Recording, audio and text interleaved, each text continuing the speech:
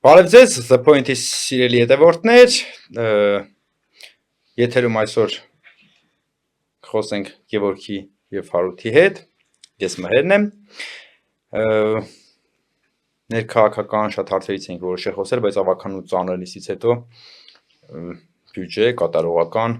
մի փոքր խոսենք ավականու նիստից, հետո նոր կանցնենք մեր բուն թեմային, սիրելի հետևորդներ չենք մոռանում բաժանորդագրվել, սեղմել զանգակոճակը, երբեմն լայքել ու շատ ցանկալի է նաև մեկնաբանություններ դաշտում գրեք ձեր տեսակետը եւ ձեր առաջարկները։ Այսօր ավականու նիստում հիմնական քննարկվող հարցը դա 2025 թվականի բյուջեի կատարողականն էր, ինչ ձեռքբերումներ եւ ինչ բացթողումներ ենք ունեցել 2025 թվականին։ Անդրադառնանք մի փոքր։ Կարծում եմ ավականու նիստի կարևոր նախագծերից մեկը, որ ընդունվեց, դա մանկապարտեզի աշխատողների աշխատավարձի բարձրացումն էր 15-ից 20%-ով, հա, ու կարևոր մի դիտարկում պետք է սարվի, որ այս նախագծին, որը բնականաբար շատ կարևորագույն նախագիծ էր մեր մանկապարտեզի աշխատակիցների համար, Երևանի ավականու խմբակցություն կար, որը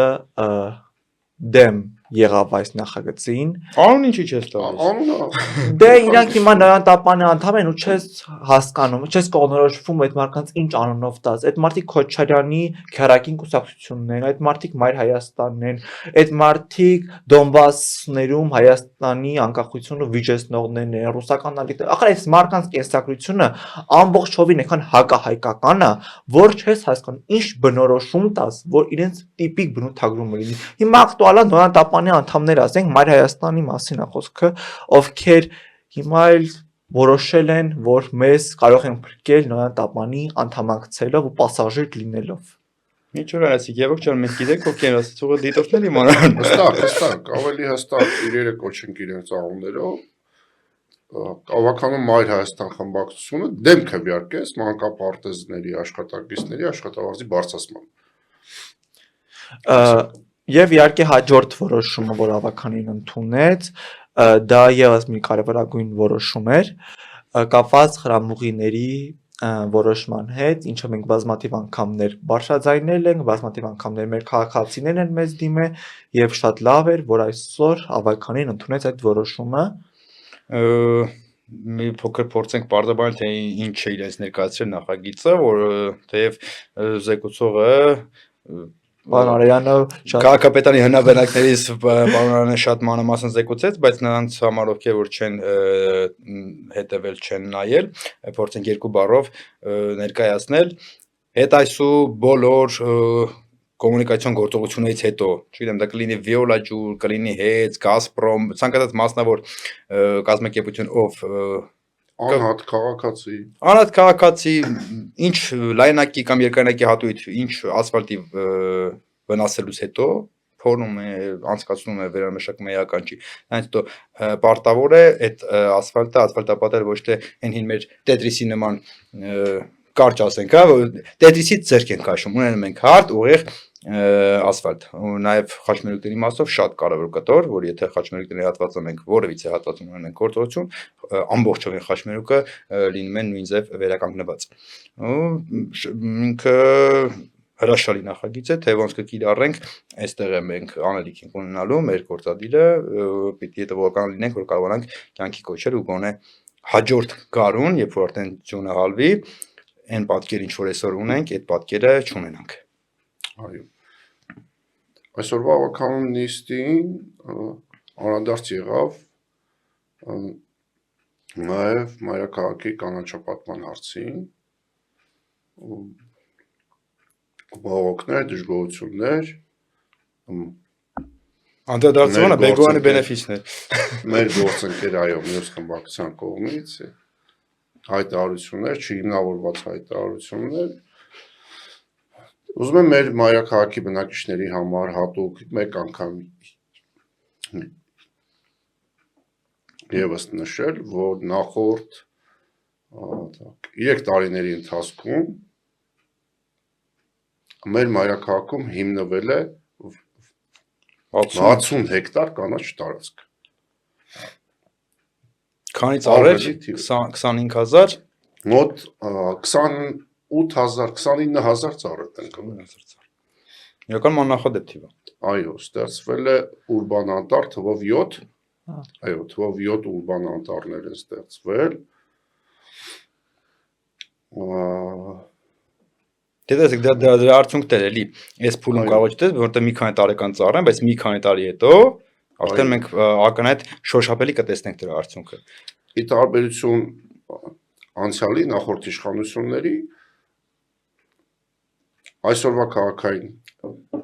իշխանությունները իրենց արժեվ նպատակ են նպատակ ենք դրել, որ մայրաքաղաքում պետք է տնկվի 10 տարեկանից ոչ պակաս ծառեր, բնի հաստությունը 20 սանտիմետր, բարձրությունը, թե չեմ սխալվում, 220 Թիվը ես իրանք հենց տնկման տարում իրանք բավականին ծառարտեն լինում, հա։ մեծ, այո, ստվեր են ապահովում։ Ну իրականում այսօրվա դիալոգը որ գնաց, այսպես անդիմադիր գործիչների եւ կանաչապատման ուղղակի տնօրենի միջև իմ տպավորությունը գոնե կողքից նայելով տպավորություն եմ ասում։ Առաջինը ինչ էր, ասում մենք հետազոտում էինք, մենք ուսումնասիրում էինք, բայց չէինք հատում, այսինքն ինչ պատասխանատվությունից եք բախվում։ Այո, Բայց ամբողջ խնդիրը կայանում է նրանում, որ այն անձը, ավականու անդամը, ով կուրս ծեծելով բարձրաձայնում է ծառահատումների մասին, ախր այդ կինը տարիներ առաջ Հայկ Մարությանի կողքին նստած նույն ծրագրերից էր խոսում, որոնք այսօր իրականություն են, ու ինքը դժգոհում է այդ կատարվող ծրագրերից։ Լավ, երեսպաշտությունը, անսկզբունքայնությունը, այս աստիճան ակներ է, բայց տիկնոջ մոտ։ Չէ, այստեղ պետք է հասկանանք իր նպատակը որն է։ Իր նպատակը հետևյալն է, ցեխոտի այն ամեն ինչը արվում է այս քաղաքի համար լավ գործը։ Ցավոք 23 թվականի ընտրությունների արդյունքում մեր ունեցած ավականու պատկերը այն էր, որ անդիմադիր գործիչի խոսելու նպատակը խոսելն է։ Բայց կարևոր մի արձանագրում ես մասավանենք, հեսա Պանբեգոյանն նշեց, կապված նախկին քաղաքապետ պաշտոն զբաղեցնող անձի հետ կապված, թե ինչ հերոսություններ էլ արել նա, կապված Նազրվան Վարունգի հետ կապված, ախր լավ, էս որ անկեղծ երբ բառամթերքը դու բառապաշարը չի բավականացնում, որ որակավորում բնութագրում տաս այդ խայտարակությանը, որ տեղի ունեցել, ու այդ մարդն էլ դեռ հայտ աներկայացնում հունիսի 7-ի ընտրություններին մասնակցելու։ Ստվերային։ Դե լավ, թողենք քաղաքական հոգիներին, անցնենք առաջ։ Հիմա խրամուղների մասով մենք ինչ ունեցանք, որ նույն ամենաշատ խնդրահարույց, նույն մեր Վիոլա ջուրը հայտնի, էլի գործողություն անելուց, չնայած ավելի շատ քաղաքապետարանը կարծես թե գործողություն կանցնի Վիոլա ջուրը, բայց նրանք էլ գործողություն անելուց հետո պիտի բացի խողովակների փոխարինումից, նաև ասֆալտի որակը բարձր ապահովեն, իսկ այդ խողովակների փոխելու հետ կապված կարծեմ ասելիք ունենք մեր հետևորդներին, Դե Վիոլա ջուրը ոտքից գլուխ թեմա է, որ կարող է դարավերջ խոսել այն խայտարակության ու այն պատասխանատու գործելավոճին, որ նույն ընկերությունը ցայսօր իրականացնում է սկսաջերանջատումներից մինչև այն խայտարակությունները, որ տեղի են ունենում, վերջինը հենց իրենց օրեր առաջ տարածած հայտարարություններ կապված, որ ամիսներ շարունակ լինելու են ջրանջատումներ, ու իրենք սա ուզում մենք փաստենք, էլի, այս ընկերությունը կատարում է ամենօրյա ջրանջատումներ ու դրանց վերաբերյալ ոչ մի իրազեկում, ոչ մի ինֆորմացիա չի տարածվում, որ բնակիչ չիմանա, որ իր տանը իր համայնքում թաղամասում ջուր չի լինելու, բայց ընկերությունը որոշում է ամիսներ առաջ իրազեկի բնակչությանը, որ գիտեք ջուր չի լինելու։ Ու դեռ մի հատ էլ հետո հայտարարություն է տարածվում, որ հանրային ծառայությունների կարգավորող հանրաժողովի ջրային կոմիտեի հետ մենք համագործակցելու ենք ու այս ամեն ինչ չի լինելու։ Այս ընկերության մասին որ խոսենք, կրկնում մինչև դարավերջ կարելի է խոսալ իրենց անպատասխանատու ու անմեղսունակ գործելավոճի մասին։ ու կարծում եմ, որ Վիոլա ջուր ընկերության վերաբերյալ պետք է կտրուկ քայլեր իրականացվի ու ընկերությունը կրի ոչ պատասխանատվություն, ինչի մեղավորությունը կրում է նա։ Մեղավորությունով կրելով հանդերձ, եկեք բացի մեղադրանքից նաև լուծումներից խոսենք, իսկ այն գլոբալ առումով խնդրի խորությունը, ինչպես ենք պատկերացնում լուծումը։ Այո, ինչպես ենք պատկերացնում, այդ ինչպես ենքը բանալի բառն է, ինչպես ենք, մենք ով ենք եւ քանի հոգի ենք, մենք հանրապետություն, կուսակցություն ենք, ովքեր առաջարկում են հետևյալ բանաձևը՝ կառավարության կառուցվածքում կատարել փոփոխություններից մեկը ավելացնել գյուղատնտեսության եւ ջրային ռեսուրսների կառավարման նախարարություն։ Կարծում եմ դա առաջին քայլերից մեկն է, որ մենք արդեն կարողանանք պետական մակարդակով կառավարել մեր ջրային ռեսուրսները։ Հետո արդեն դու Վիոլա ջրի Ինչը քիչ չի։ Մեր ջրային ռեսուրսները շատ են ժողովուրդ։ Լինի դա խմելու ջուրը, լինի դա ոռոգման ջուրը, հատկապես ոռոգման ջուրը, ինչը մենք չասեմ օգտագործում ենք, այս դեպքում օգտագործելը անպատասխան բառ է, այո, անսպառ վատնում ենք մեր ոռոգման ջուրը, մենք շուրջ 2021 թվականից բղավում ենք, ասում ենք մեր երկրին պետք է ջրամբարներ առաջարկել ենք, տարբերակներ ենք առաջարկել ու մինչև այսօր մեր առաջարկները, այո, մնացել են անպատասխան։ Բայց պատասխանատու կերպով կարող ենք ասել, որ հունիսի 7-ից հետո լծակումների պարագայում առնվազն այս առաջնահերթ կտրուկ քայլեր պիտի արվի։ Եվ ամենակարևորը ջրային ռեսուրսների կապված պետք է լինեն ներդրումներ։ Սա շատ կարևոր է, սկսած տեխնիկայի ներդրումներից, սկսած լվացումների, մաքրման, բացման հետ կապված, որովհետև անկեղծ ասած շատ ամոթալի է, երբ որ 21-րդ դարում տեսնում ես պապիկը պրովուդով փորձում է ամբողջ խցանումը բացի։ 21-րդ դարում ենք ապրում, չգիտեմ, սովետական միությունում չի կամ դրանից ավելի հին շրջանում չենք ապրում, որ պրովուդով փորձում են ինչ-որ խցանում բացեն ու Վիոլա ջրի հետ կապված իրենց անպատասխանատու գործելավոճի հետևանքով մեր հանրությունն է բնականաբար ինքը չի տիրապետում իրավիճակին, չգիտի թե ով ինչ լիազորություն ունի, ում լիազորությունների մեջ ինչ է մտնում, մեխանիկորեն մեղավորության ամբողջ դափնիները ստանում են կամ մեղավորության ողջ պատասխանատվությունը կրում են օրինակ Վաշախան շրջանի ղեկավարները, բայց իրենք չունեն չէ՞ լիազորությունները, ամբողջ օրինակ խցանումը բացելու լիազորությունը ունի Վիոլա ջուր ընկերությունը։ Այո։ Սա ուզում եմ նշենք, որ մեր հետևորդներն է, մեր բնակիչներն է, երևանցիներն է իմանա թե ով ինչ լիազորություն ունի։ Այո, Գևորգ խոսեց ներդրումներից, այս ոլորտում կատարվող ներդրումները, դրանք հետ վերադարձվող ներդրումներ են։ Միանշանակ։ Ասենք թե մենք հիմա մեր ոռոգման ջրի մոտավորապես 50%-ը կորցնում ենք, դու պատկերացնեք ներդրման, լուրջ ներդրումների պարագայում ջրի կորուստը հետ է գալու գումարի տեսքով։ Ոչ միայն գումարի տեսքով,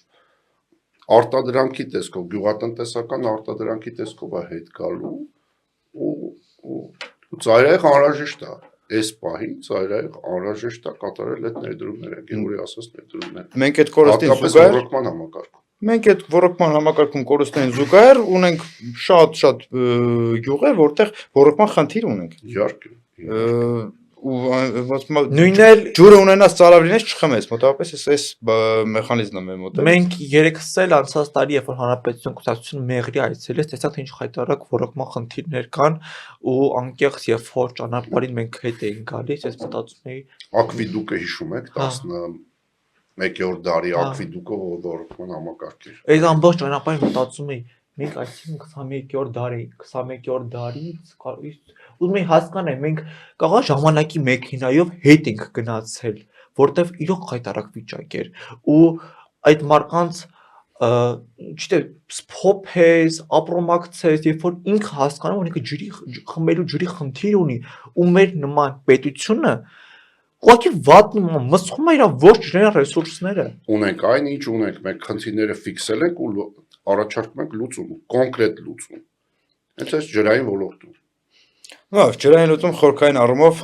եթե ձևակերպումը կարճ տանք, դա կառավարության կառուցվածքի մեջ փոփոխություն, նախարարության ավելացում, հետո արդեն իսկ այդ նախարարությունը իր հերթին թող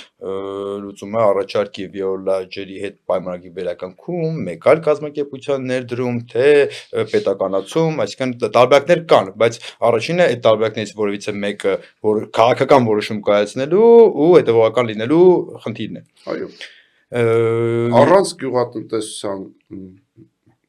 նախարարության այսօրվա մեր գյուղացին խնդրի առաջ կանգնել են մեն-մենակ, դեմ դիմաց, դեմ հանդիման մեն-մենակ։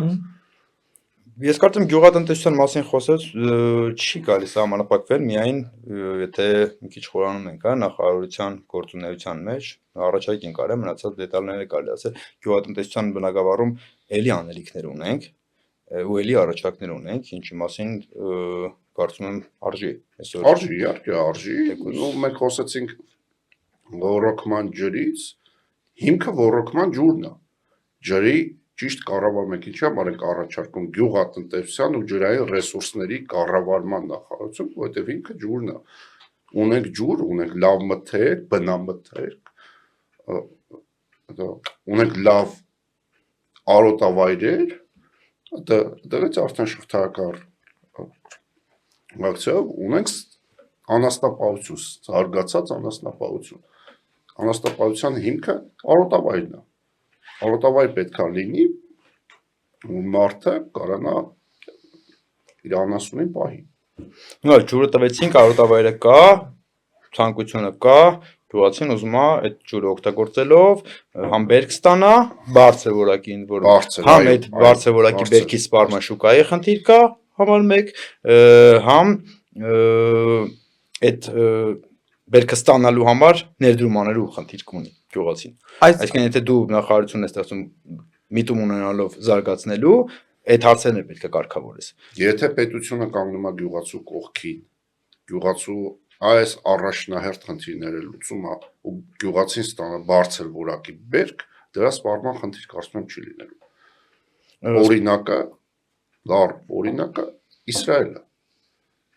Իսրայելը անապատային գոտում է, թե մենք դեռ կիսա անապատային գոտում ենք, շեշտում եմ դեռ ու կարող է գնանք դեպի անապատացում, շատ տեղերում գնում ենք անապատացում, Իսրայելը լրիվ անապատային գոտի է ու ստանում է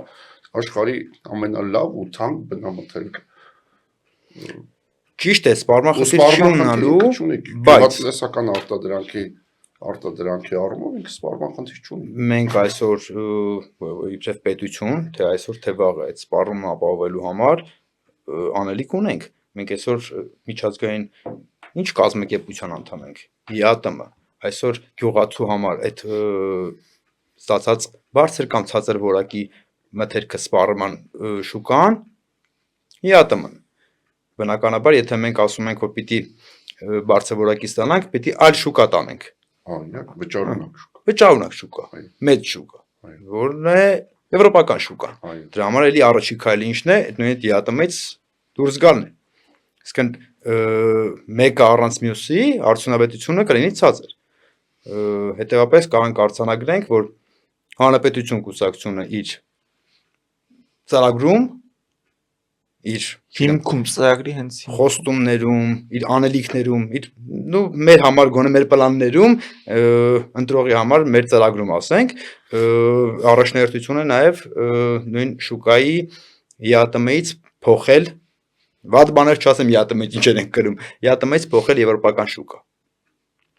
որը որ պիտի լինի մեր հիմնական ստացած բարձր որակի եվրոպական չափանիշներին համապատասխան բարձր որակի մթերքի սպառման շուկա։ Եվ հենց այստեղ է կայանում է մեր եւ իշխանության տարանջատումը, ասեմ, որ իշխանությունը անդադ խոսում է բալանսավորման քաղաքականությունից, որ ինքը անկեղծ ասենք իշխանությունը կարող է դիսերտացիա պաշտպանել, ինչպես կարող է բալանսավորված քաղաքականություն իրականացնել, բայց զուտ խոսքով, որտեղ գործողությունը լրիվ այլ բան է։ Խոսում է բալանսավորված քաղաքականությունից, բայց որտեղ է ամբողջ մոնոպոլիան, հա, մեկ պետության ձեռքում, Ռուսաստանի ձեռքում է ամբողջ տնտեսական մոնոպոլիան։ Սա բալանսավորված քաղաքականություն չէ Չէ, դա բնականաբար։ խոսում ենք բալանսավորված քաղաքականությունից, Լարսում կանգնած ֆուրի վարորդը, ով որ Իրանը բարձած, ու արդեն 16 օր կանգնած է Լարսում, ինքը իր մեքենայի մեջի մոնիտորով լսում է բալանսավորման քաղաքականություն, ասում է լավ, այս Mēs es Ciyանը ոնց բալանսավորեմ, հա։ Իրանը ոնց էսից դրել է գլոբալիզացված IT տեղ, ինչի տեղ։ Բայց ես Իրանը ինչ անեմ։ Բալանսավորի փորձակ ֆրանկ քշեմ գնամ Բուլղարիա կամ ասենք ավելի զարգացած առակս իշ կուսուցան է։ Բալանսավորումը մենք առաջարկում ենք ավելի կոնկրետ ռեալ քայլերով։ Հայ-ռուսական հարաբերություններում տեսանել։ ես հարութը կհիշի հաստատ, եւ չգիտեմ Շատ լինեն դրամը։ 2000-ականներին կարծեմ ամեկ պլյուսներ, որ օպերայի բակում միկրոֆոն դրածել մարդիկ գալիս խոսում էին, Այո,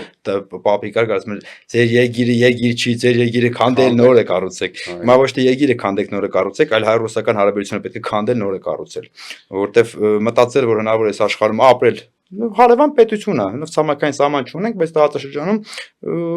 գոնե չափերով մեծ պետություն է ու ունենք 3 միլիոն հայ Ռուսաստանում ապրող, բնականաբար պիտի ունենանք միջպետական հարաբերություններ, բայց այն ինչ որ այսօր ունենք, դա միջպետական հարաբերություն չի, դա չգիտեմ ինչ հարաբերություն է։ Եվ հարաբերությունները վերանայելա պետք։ Եվ ամենակարևորը որ ուզում նշել, պետք է վերանայվի Հայաստանի եւ Ռուսաստանի հետ կնքված բոլոր իրավական փաստաթղթերը, բոլոր իրավական ակտերը, որովհետեւ մենք այսօր ապրում ենք այլ իրականությունում, աշխարհը գնում է այլ իրականությամբ, իսկ մենք դեռ դոփում ենք օրինակ Ռոբերտ Քոչարյանի ժամանակներից կնքված հայ-ռուսական իրավական փաստաթղթերի մեջ, ու որը բնականաբար Հայաստանի շահերից չի բխում։ ինչի համար է դա, որովհետև մենք նախորդ 28 տարում համարել մեր քաղաքականության մեխը եղել է նա, որ քաղաքականության մեջ կան հավերժ բարեկամներ։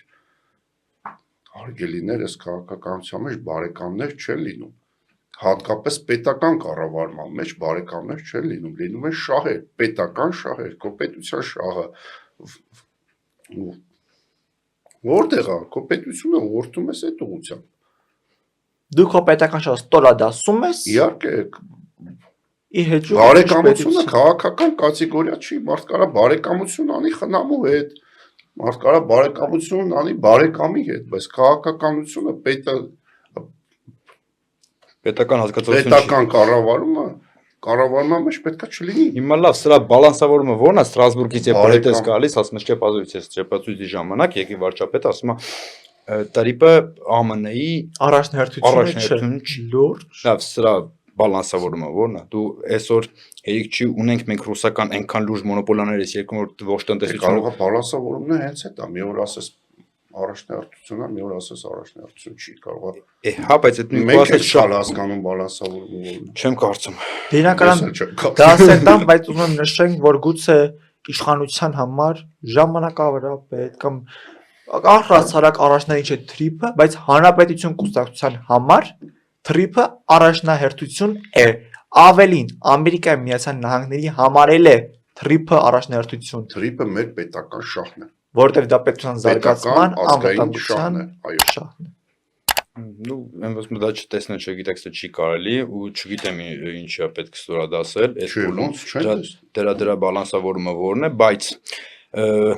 ոնց որ նշեցիք, մի բան պիտի արձանագրենք, որ գոնե հանրապետություն կուսակցության համար տրիպը դա այս փուլում։ Այս փուլում ոնց տեսնում եք առաջիկա մի չգիտեմ 20-30 տարում գոնե առաջնահերթությունը ու դա մեր զարգացման բանաձևն է։ Կարող ենք շատ էլի ուղղակի շատ ենք քննարկի նույն տրիպը, դրա համար չեմ ուզում շատ սևեռնենք դրա վրա, թե ակունքները որտեղից են գալիս, բայց թե ինչ հնարավորություններ կստեղծեն մեր համար, դա կրկնելուց կարծում եմ չենք օգնի, առավելևս սարճում քարոզարշավ է ու հետաքրքիրն այն է, որ վերջի 21 թվականից, բայց մի քիչ հետ կարող ենք գնալ, վերջի 10 տարվա ընթացքում բոլոր այն ծրագրերը, բոլոր այն գաղափարները, որ հանրապետություն կուսակցությունը քարոզել է, թե տնտեսության առումով ինչ հիմքը պետք է լինի, լոկոմոտիվը մյուսը, այս առումով տրիպը ոնց որ հենց դրա համար ստեղծված լինի։ կարող են մեկնաբանել, որ մենք ենք դրա վրա կառուցում, բայց փաստացի կառուցել էինք թրիպեկավ տակից ամրապնդելու։ Հիմք դրեց այդ ամեն Հիմքը ինչի։ դրեց ու հնարավորությունները ստեղծեց։ Մնում է այդ հնարավորություններից օգտվել եւ ոչ թե համարել, որ դա ամենաառաջնահերթություն չի։ Դե ով ինչ ուզում է կարող է համարել, որովհետև օգոստոսի 8-ից հետո ակնհայտ է, որ բազմաթիվ մարդիկ կան տրիպից դիվահարված, կարելի ասել, ովքեր անպատե պահին խոսում են տրիպի իբրև թե վատ կողմերից։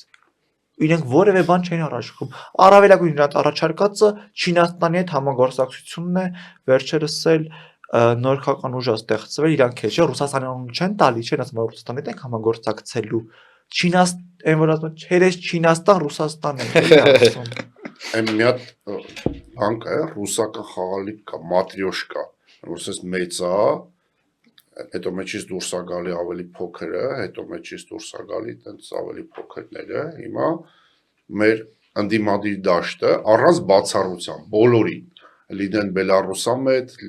լինեն ռուսամետ, լինեն բան, այդ պետություն կա, Մաբուտու Սեսեսեկու ամետ։ Դες պետություն չկա, լավ։ Կա։ Կա, ոնց մայրաքաղաքը մվերունը։ Լավ, ուրեմն արդեն կա։ Հա, տենց իրար մեջից որ հանես, ասենք մեծ մատրյոշկանա, Պուտինի դեմքն է, հետո տենց դուրս է գալի մեջից, դուրս է գալի, ասենք Նանի դեմքը, Ռուսաստանաբնակ օլիգարխի դեմքը, հետո դուրս է գալի Բելառուսամետ օլիգարխի դեմքը, հետո դուրս է գալի Ռոբերտ Քոչարյանի դեմքը, ու տես ամենափոքր մատրյոշկան վերջում կասեմ ով է։ Չէ, ինչի՞ վերջն է, ասա։ Դե քանի խոսք բացեցիր օլիգարխներից, եւ տեղյակ եք, բայց մեր հանրությանը տեղեկացնեմ, այսօր մամուլում տարածվեց Էդգար Ղազարյանը միացել է ուժեղ Հայաստան կուսակցությանը։ Ես գիտես ով է, որ ասում են ինքը միակ մարդն է, ում հանրահավաքին մի հոգի է գնացել։ Ինքն է, իրեն շնորհավորում եմ։ Իրանից բացի մի հոգի թե։ Իրա բան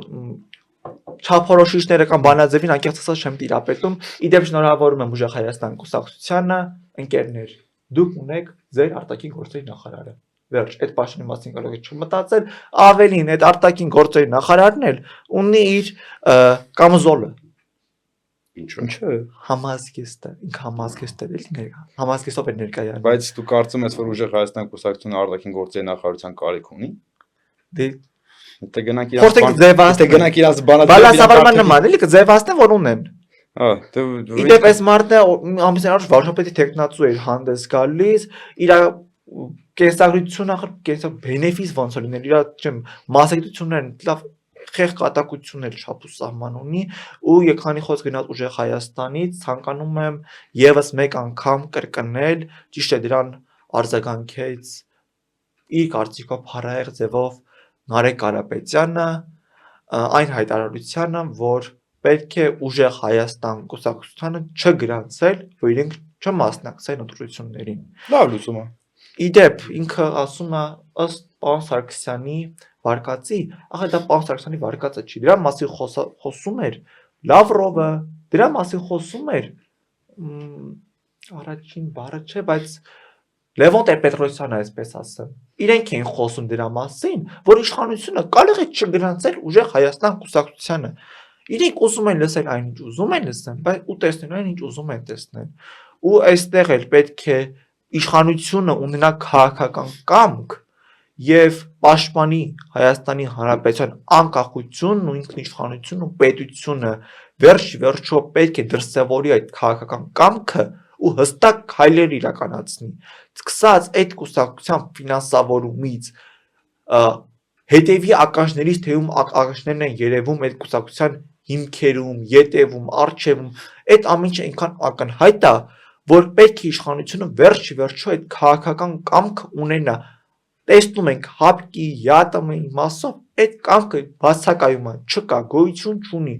լավ անկախության ինքնիշխանության հարցն է դրված Հայաստանի Հանրապետության այդ կամքը վերջո պետք է դրսևորվի բայց մի ուղում անեմ էլի կներես դու խոսքի սկզբում ասացիր ուժեղ Հայաստանը շնորհավորում եմ ունի իր արտգործնախարարը ուժեղ Հայաստանի պարագայում արտգործնախարար իրանց պետք չի գալու։ Իրանց առհասարակ նախարարություններ պետք չեն գալու։ Իրանք ունենալու են մի հատ գուբերնատոր, այդ գուբերնատորին ընդեղից ասելու են ինչ անի Հայաստանը այդ պարագայում չի ունենալու արտաքին քաղաքականություն, արտաքին քաղաքականության վերաբերյալ առհասարակ տեսակետ ունենալու իրավունք չի ունենալու։ Այս է ոչ իրականության իրավունք Հայաստանը այդ պարագայում չի ունենալու։ Այս այլ իրականության ոչ պերճախն ու թշվառությունը ինչ ասում են բազմաթիվ անգամներ խոսում ենք պետք է կանջարի Բացի ձեր նշած հանգամանքներից, տեսեք, այդ չգրանցելու պարագայում այդ Մատրոշկյան որ շատ գեղեցիկ նկարագրում էր ավուրդ, այդ Մատրոշկեն բացեցինք, ոնց որ հասել այն վերջի ամենափոքրն է մնացել, ու այդ փոքրը այսօր Նալեկ Կարապետյանով է երևում ու չգրանցելու պարագայում, այսպես կոչված այդ ռուսական ականջներով Հայաստանում աճուրդային կուսակցությունների ու իրանց ճակատագրի հարցը փակվում է ու մենք կարողանում ենք գնալ որակապես այլ ընտրության ու հունիսի 7-ից հետո արդեն ազգային ժողովում ունենալ որակապես լրիվ ուրիշ պատկեր, ունենալ արդեն ընդդիմություն, ով նպատակը քնել վերկենալ ու երկիրը կործանելը չի, այլ նպատակն է իրականում քննադատել իշխանության բաց թողումները ու առաջարկել լուծումներ։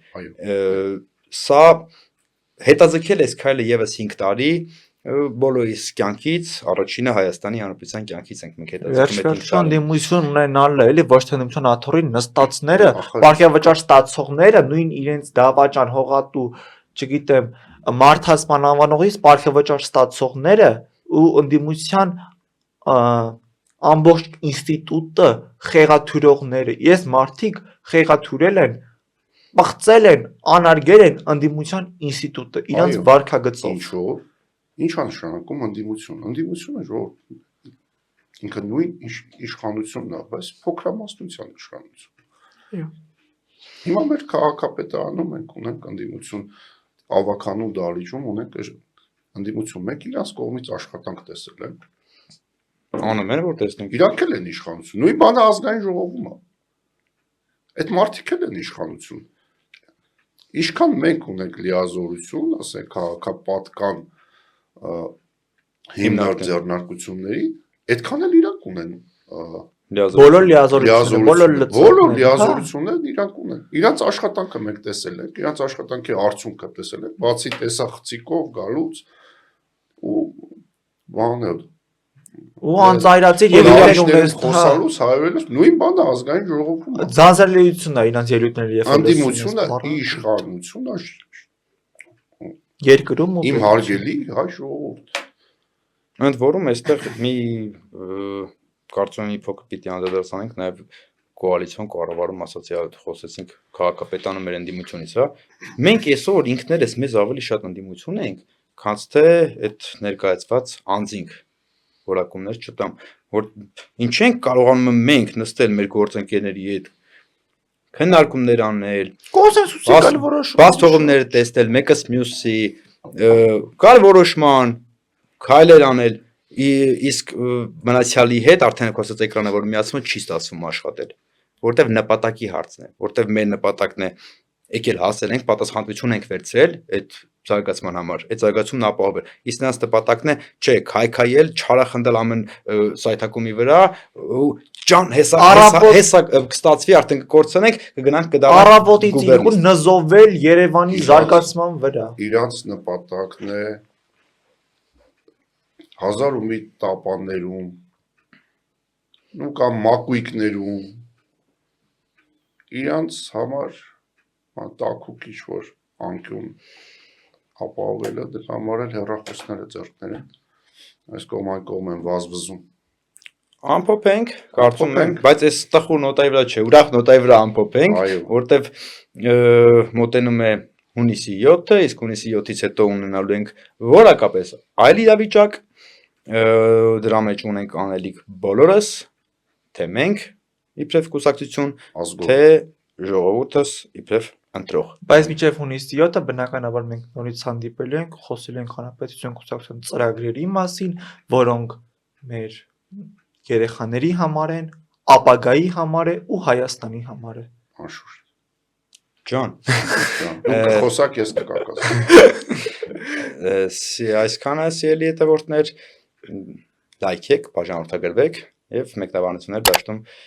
գրեք, թե այսօր մեր ասածներից որը ձեր դուրը չեկավ։ Այ վերջինը պարտադիր։